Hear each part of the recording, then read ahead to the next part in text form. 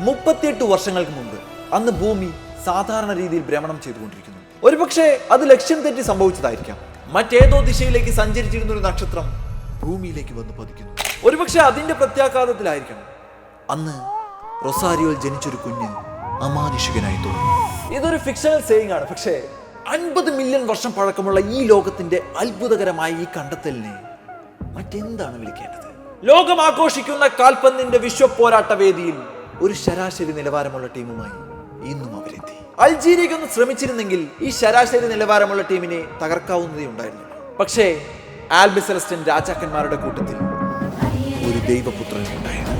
കഴിഞ്ഞ 38 വർഷങ്ങളായി നിങ്ങൾ അയാളെ കണ്ടുകൊണ്ടിരിക്കുന്നു. അയാളുടെ ഓരോ നീക്കവും ഇമവെട്ടാതെ നിങ്ങൾ നോക്കിയിരുന്നു.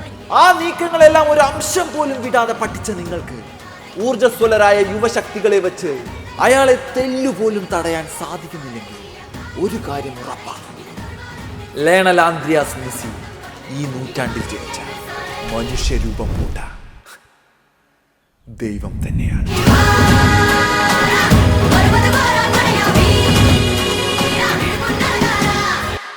ഈ മത്സരത്തെ കുറിച്ച് ഒറ്റ കാര്യമേ പറയാനുള്ളൂ, അത് ലയണൽ മെസ്സി തന്നെയാണ്. ഒരു പൂമ്പാറ്റയെ പോലെ ഇപ്പോഴും അയാൾ ആ ഗ്രൗണ്ടിൽ പറന്ന് നടക്കുന്നു. പണ്ടപ്പോഴും രാജ്യാന്തര ഫുട്ബോളിൽ നിന്ന് അയാൾ മനം മടുത്ത് വിരമിക്കൽ പ്രഖ്യാപിച്ചിരുന്നു. അന്ന് ലോകം അയാളെ ആ തീരുമാനത്തിൽ നിന്ന് മാറാൻ നിർബന്ധം പിടിച്ച് തിരിച്ചു കൊണ്ടുവന്നു. എന്നാൽ അതിനുശേഷം ലയണൽ മെസ്സി എന്ന കഥ നമുക്കൊന്നും ചിന്തിക്കാൻ പോലും കഴിയാത്തത്ര വിധം മാറിയിരിക്കുന്നു.